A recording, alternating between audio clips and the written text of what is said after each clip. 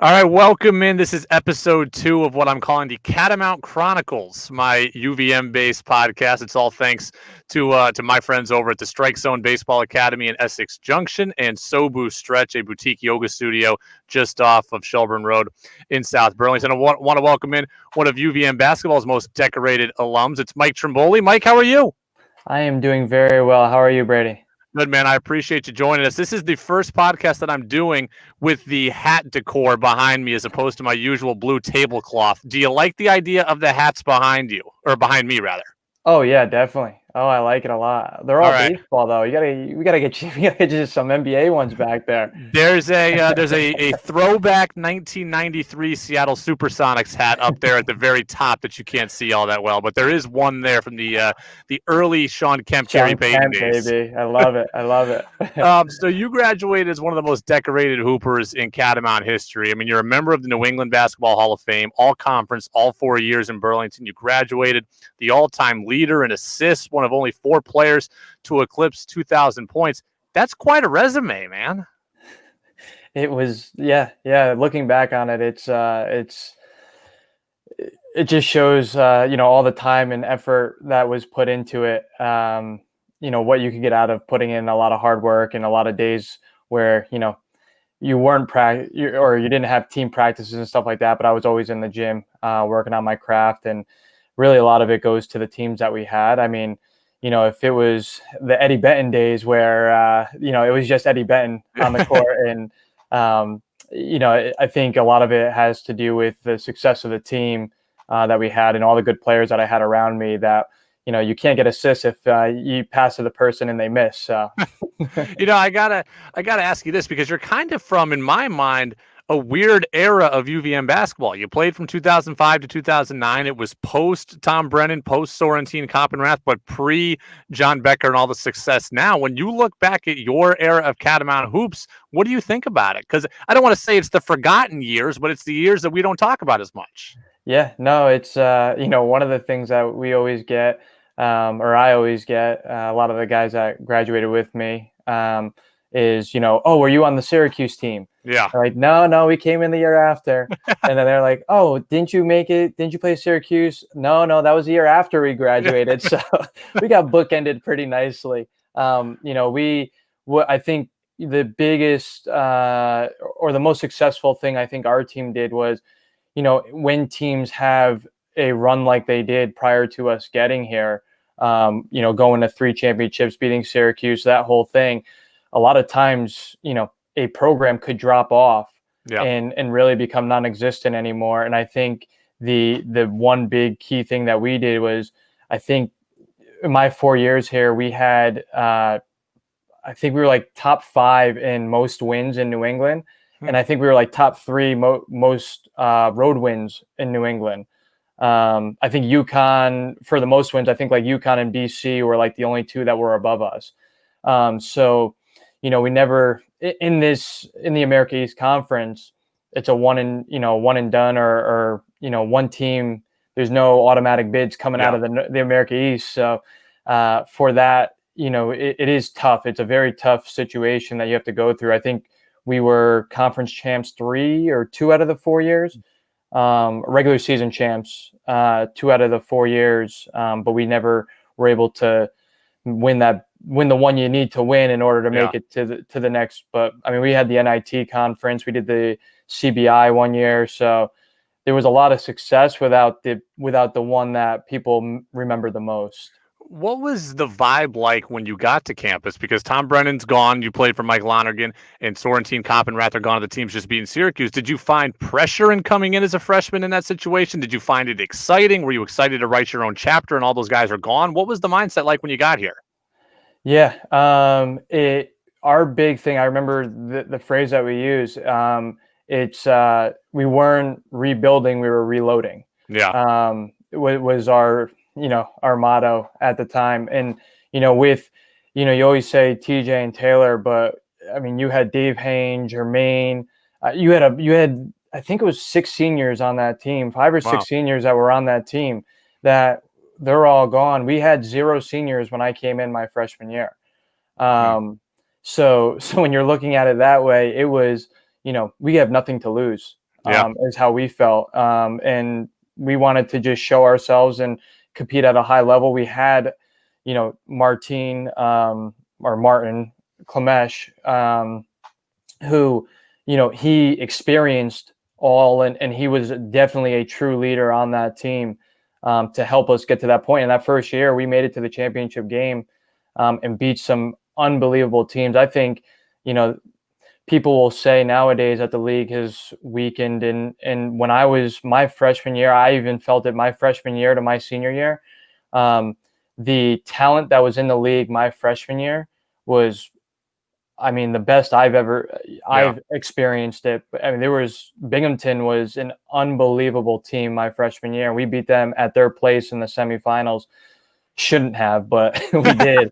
In the teams, Albany with Jamar Wilson, there were some really good teams in our league at that time. Yeah, I grew up in Albany, and I remember in that same time that you would have been playing at UVM, I was getting ready to graduate high school, and I remember I was all in on Albany at that point. It was Jamar Wilson, and it was the crew. They almost beat UConn as a 16 seed, and then they played Virginia a couple years later. They ended up getting blown out of the gym, which shocked me because I thought they were really good. But those Albany teams were great back then. Yeah. You had Brent Wilson. Yep, Brent Wilson, Jamar Willis. Yeah. Willis. He was a 6'6" point guard.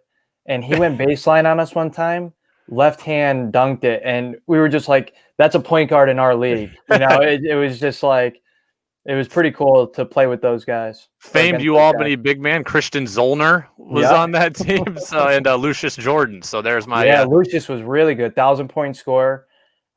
He was really good. Wing guy. What brought you to UVM in the first place? Because you were a highly decorated high school player, did a year of prep school also after coming out of Connecticut. What brought you to UVM in the first place? Success. The main thing, when I boiled it down was I got a lot of offers and a lot of scholarships and everything else, but I knew kind of where my talents were at that point in time. I really wasn't a decorated player as a kid. I've always had to do above and beyond just because of my size and demeanor, and I wasn't athletic, and I still don't think I'm athletic, but I wasn't your true Division I athlete per se. I did a lot of things, between the ears that led me to my success. Because I had to overcome some of those challenges that I had as being a average athlete. What was the recruiting process for you like? Because I got to imagine it starts sophomore, junior year of high school, and you're being recruited by one coaching staff, and then that coaching staff is going to change up because Coach Brennan's going to retire. And I can't imagine that you knew that at the time. So what was it like for you going through the recruiting process and then having a whole new coaching staff? Yeah, not normal.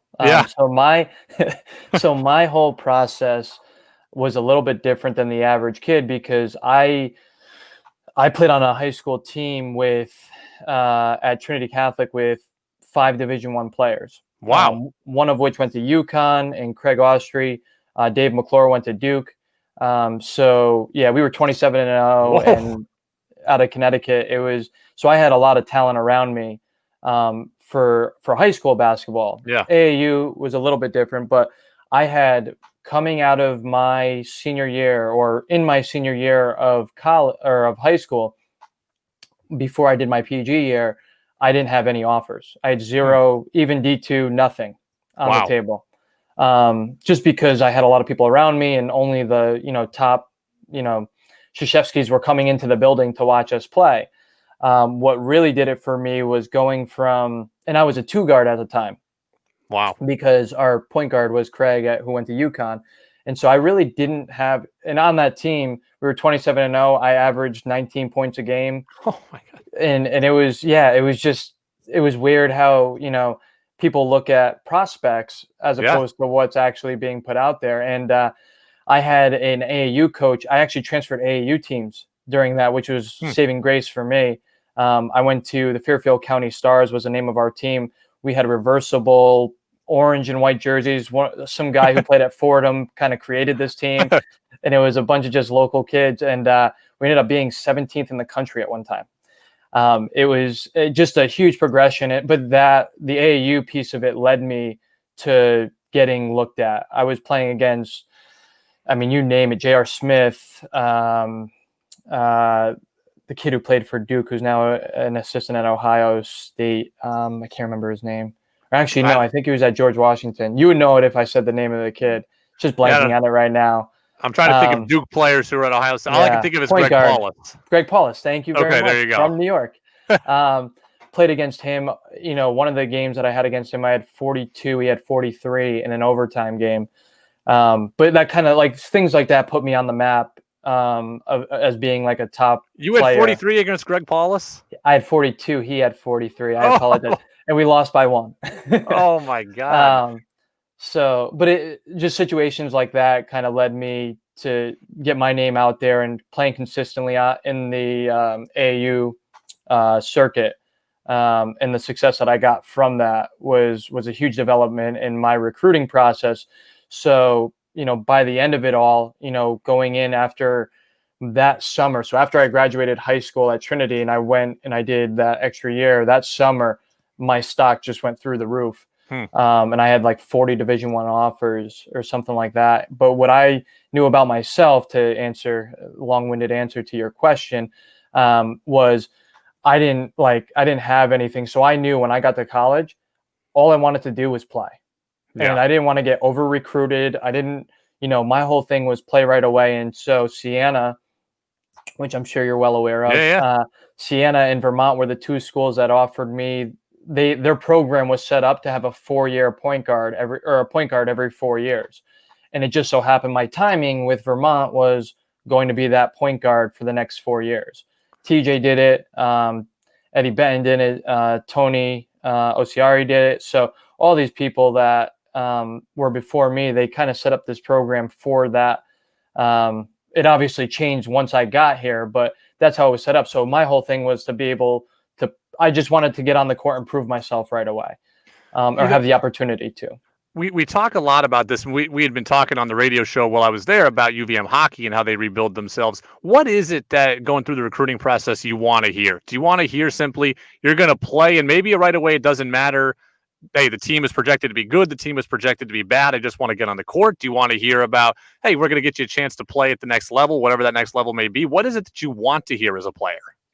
That's a really good question. I know for me, I think it's different for everybody. I knew for me that I wanted to go to a somewhat successful program, but also be able to contribute right away. Like those two things for me, or at least have a chance to. Yeah. And I felt like here, I was very fortunate in the sense that I had a school that was overly successful, recent, but overly successful.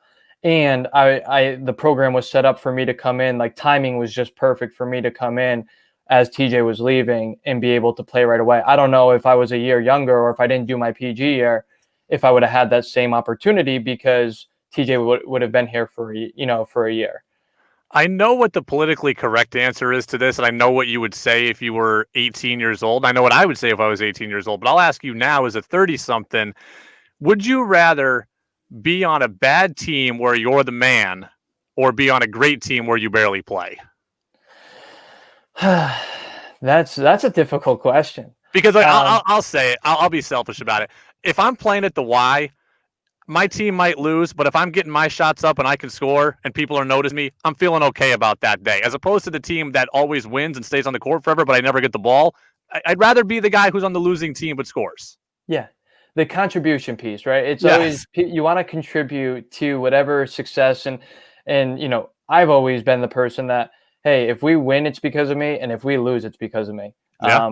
And there was a lot of, I still today, still think about some of those games that we played where I felt it was still on me and that was the reason why we lost. And, you have to overcome that, but you still get that feeling because that's what you want though. At the end of the day, if you're able to contribute, and I was able to contribute a lot here at UVM, but even playing pickup or playing, other games, I'll pick, even when I'm on the golf course, I'll pick the worst guy to play with just so I can contribute my efforts.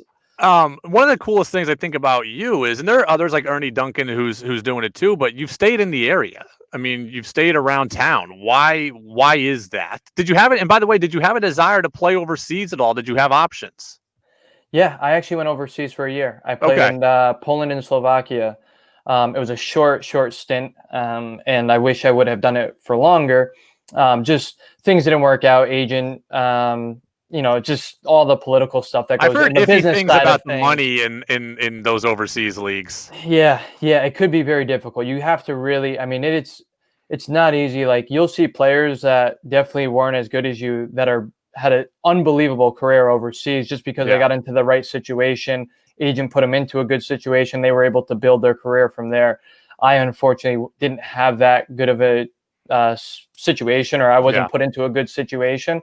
But I learned a lot from it, from both a business side and playing wise. I mean, I was over there. I remember being over there and like not even knowing if I had a place to stay. Yeah. Not even know if I was getting paid. So Wow. just like little things like that, really hindered my experience. But the people over there, I will stress this: the people over there were amazing. I mean, they took you in as one of their own. They treated you like a superstar. Hmm. And I even still talk to some of my teammates. I was only there for call it 8 months. I still talk to my teammates. I actually had one teammate come visit me in Vermont Wow. last winter.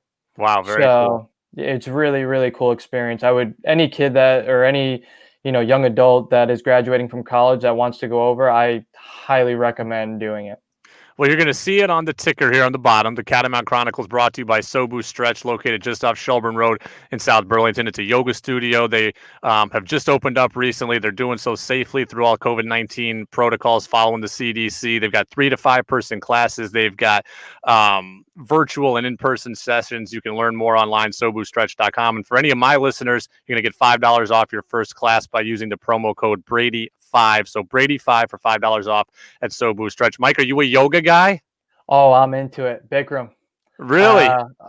Yeah. So, oh man, for a while, especially in the winters when it's freezing out, Yeah. a nice hot yoga session. But we've been doing them. So at the beginning of COVID, my wife and I have done some virtual yoga sessions. Well, And we just got a Peloton. So we're doing between the Peloton and the yoga sessions, we're trying to stay fit. well, I'm going to be hitting up the Sobu Stretch people too. I've done yoga like 4 times in my life, and at 6'5" and very, very inflexible, it hurts me every time. But this is going to be the impetus that gets me to do it and gets me to do it well. So I'll go visit Sobu Stretch, and I'll use my own promo code and get $5 off my first session there as well. Hey, Why if did you go, I'm in with you. they? You let me know when, and I'm in. There we go. So you, your wife, my girlfriend, will all get in. We'll all get $5 off. So so Perfect. that'll be good as well. I wanted to ask you this: why did you wear number 13? Number 13, unlucky. Outside of A-Rod and I think James Harden, I can't think of any other 13s. Why did you do it? Dallas Mavericks point guard. Steve Nash. Mm-hmm. Okay, there you go. So Yep. I missed an Yeah, important you number. can't 13. forget about him. Yeah. Although I still think of No. him as Phoenix Suns point Phoenix guard, Suns, yeah. but he No. was Dallas Mavericks twice. So at the time when I got the number 13, he was with so Ryan Shields. Unknown fact is Ryan Shields, who is a very good friend of mine, one of my best friends. He played with me at UVM, played with me at my PG, and played with me at my first high school. Oh wow! So we did the whole trip together, and he actually still lives up in the Burlington. He lives in the area as well in Chittenden County, and so he was 6'7", 6'8", floppy haired, and he wore 41 for Dirk. Yeah. So we were the Dirk Steve Nash duo in high school at the PG year. So I stuck with that number. I was always number 10 for my entire career, since being a little kid to being in high school. I'll retroactively throw myself in as number 4, Michael Finley, on that team. So very nice. What was it like for you to play for Mike Lonergan? Because I think everybody who's listening knows that there's some stories out there about Mike Lonergan. He lost the job at George Washington, but I don't know anything about his time at UVM. So you played for him for all 4 years. What was your experience? Yeah, it was interesting. Yeah. It was his first stint at a Division I school. So I think he had a lot of pressure on himself Yeah. to perform. So, um, in the locker room, we definitely, felt the stress level, and everyone, I was fortunate in my situation where he let me kind of have the free reign. Yeah. But there was definitely times where, there was others on the team that didn't have that, and it was difficult for me to be able to play with people that had a short leash. Um, Gotcha. and so, yeah, there's definitely some, some times that we talk about and joke about, but those situations, definitely happened. And for us being a small Division I and really not being on the, even the GW level in the A10, we just thought it was college basketball. And that's Yeah. just, the coaching, I won't That's call it just the way it mechanism, but is. yeah, we just thought that was the techniques that were used for coaching. And Well, that's how you coach. I played for a college baseball coach that also lost his job over similar. There are similar stories about him. So offline, we'll get together on the golf course over a Bud Light or two, and we'll share some stories I offline about like that. that. So we can go into that there. Cool. What was it like to play with Marcus Blakely? As I talked about at the beginning, kind of the eras of UVM basketball that I've been taught about from afar. It's present day, and it's the early '05, the 2000 to 2005 time. So I never saw Marcus Blakely play. I haven't seen too many highlights of Marcus Blakely, but every time his name gets mentioned, I just hear what a human highlight reel he was. Yeah, definitely. I mean, that's the best way to put it. He did things at his size that nobody in our league or nobody even in the country was doing at that time. He was putting up numbers that were, I mean, his there was one that like his blocks per game were just like they were funny. They were almost comical. They made up. But the way how quickly he was able to get up off the ground was you just don't see people doing Hmm. that. And I know it's just as a player playing with him and being able to throw the ball anywhere around the rim and for him to go get it, it made my job a lot easier. Speaking of this Steve Nash and all that and the Phoenix Suns, it was the Amari Steve Nash Yeah. performance that I was able to, I was very fortunate to be able to play with somebody like him that can do the things that he could.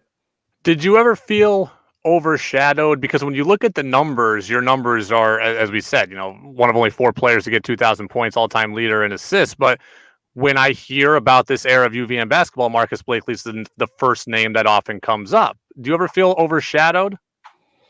Not overshadowed. Just yeah. I mean, okay, yeah, maybe so. Yeah, Okay. we'll go overshadowed. I'll speak truthfully on this. That's good. No. I think he was just such a dominant player. And our offense too was catered to get the ball to him Yep. a significant amount. So my role on the team was do what needs to be done that game for our team to win. And if I did that well, we won. If I didn't, we would have a harder time of winning. So yeah, I think, the stats are the stats. I think the biggest thing for me that that I think would have put my name in a different place was getting a championship. Yep. And I wasn't able to do that. He was, because he was a year behind me and he was able to get that. So, I think that I've always looked at, when you're talking about who's the best players in the NBA and all that stuff, you equate it to championships. That's one of the, things. And to not be able to get that, I think that for sure that I think that his career was definitely better than my career. Do you follow UVM basketball now, or is it something where you wanted to disassociate? Like how much involved in the game are you right now? Very. Yeah. Oh man, I'm one of the biggest fans. If you go and you sit with me at a game, I'm up cheering like I'm a cheerleader at a game. Yeah. I love it. I think what Becker has done, especially with these teams, and how I still go to practices. I still help kids on the team. If they have questions that they have about the experience, I am full in on Vermont's success, on UVM's success. Do you ever get asked to help in recruiting? Like, since you are local, do they ever say, "Hey, go out to dinner with this recruit and come by and meet Mike"? Because I had wondered in the hockey situation, if more alums were going to start getting involved with the new coach. Are you ever involved in any of those efforts? No, they haven't brought me in on anything like that, and I'm okay with it. I think that they do an excellent job of recruiting. Yeah. And I think they have. I mean, you hang out with Kyle for a half hour and you're laughing 29 minutes out of the 30. So he's just an unbelievable person, a great character, and somebody that you just enjoy being around. And so, when you're a recruit and you get somebody like him who's young, but, understands the game, played the game and all this stuff, it's hard to say no. Well, I'll get you out of here on a couple of quick ones. I want to remind everybody also the podcast brought to you by the Strike Zone Academy in Essex Junction, baseball training facility, softball training facility. Great place. It's huge. It just opened up within the last year. As Vermont tries to grow baseball, the Strike Zone is one of the leading places, or is the leading place in getting that done. And you can go and get your skills evaluated there for free by mentioning this podcast. And since I coach over there, you can ask me to evaluate your skills for free. So just go mention this podcast that you heard about it from Brady. Get your free evaluation there in Essex Junction. Mike, did you ever play any other sports growing up? Yeah, lacrosse. Really? I'm just talking about baseball. You're going to give me lacrosse. Sorry. Don't give me the right. I did play baseball too. I played both, but as you know, that's tough because they're in the same season. But I played lacrosse growing up my entire life. Being from Fairfield County, it's hard true. Not to. But yeah, I love lacrosse and I played it up until college. Well, just before getting to college, I played it. And, I tell you what, if I would have played it, like as much as I practice basketball, if I were to practice lacrosse, I probably could have went Division I for it as well. Really? Yeah. Well, I'll ask you, since I'm going to bring it back to the baseball facility here. Ernie Duncan's opening up a basketball facility. I don't know if you saw that, but he's going to open up his basketball training. It's not a facility. It's him going out doing lessons on the road, basically, and working one-on-one with people. Have you ever had any desire to coach or work with youth players? You mean the Mike Trimboli Basketball Academy? Yeah. Oh my God! That's true. It was just something I did right after college for a couple of years. AKA the I'm poor fund and need some money. Exactly. But yeah, I love coaching. I love giving back. I love training. I mean, I still do it today. I just do it for fun now. Yeah. Where I'm helping kids out, and typically it's the kids, on the college level that I'm working with. But we'll go out and it actually gets me involved too. It keeps me in the game and honestly, it gives me a workout. So I love training. I love helping and giving back as much as I could. Well, famously on the radio, we talk about how you scored 53 on us at the Burlington Y. How much game do you have still, you think? Because you had a lot of game that night. I've picked up the ball once since COVID happened. No. I'm scared to go back out there and play. A couple of guys have asked me, a couple of guys that I train have asked me to get back out there and go find an outside court and play. I have to do it, but I told them, I was like, how about 6:30 in the morning on a Sunday morning? Yeah. So I can get the most advantage possible out of the situation. Well, I'll get you out of here on this. Last year we saw Taylor Coppenrath, TJ Sorrentine get their numbers retired. So we got guys from the class of what, 04, 05, 05 get their numbers retired. So that means we're moving a little bit closer here into your time. What would it mean to you if you ever got your number retired? I mean, to be in that class with those two, it would mean everything to me. It would. I mean, how could you not, right? Like, I mean, you're in that company. I would relish in it. It would be a cool thing to be able to have happen. And it would just show too, like, I think my big thing, if I were to say anything to it is, hard work and dedication, pay off. Because I felt like I put my blood, sweat, and tears into the game. And it would, that'd be the end point. And and the icing on top of the cake for me. Well, that seems like a good place to end. Mike Trimboli, one of the best players in UVM basketball history, graduated as the all-time leader in assists, one of only 4 players to score more than 2,000 points. Mike, man, we appreciate you joining us, and you look like you're ready to go play the back nine, so we'll see you on the golf course soon. I'm going for 36 today. Appreciate it, Mike, and there he goes. So that was Mike Trimboli. Appreciate him joining us as well. Remember, this is episode 2 of the Catamount Chronicles. We are brought to you by Sobu Stretch. I'll put it up one more time here on the screen. So Sobu Stretch, the boutique yoga facility in South Burlington, just off of, there we go. There's the right one. So just off of Shelburne Road in South Burlington. Promo code Brady5, $5 off your first class. You can join me and Mike there when we go. And then also the Strike Zone in Essex Junction. Free evaluation of your baseball skills by mentioning this podcast. So thanks, everybody. We'll be back at it again next Wednesday.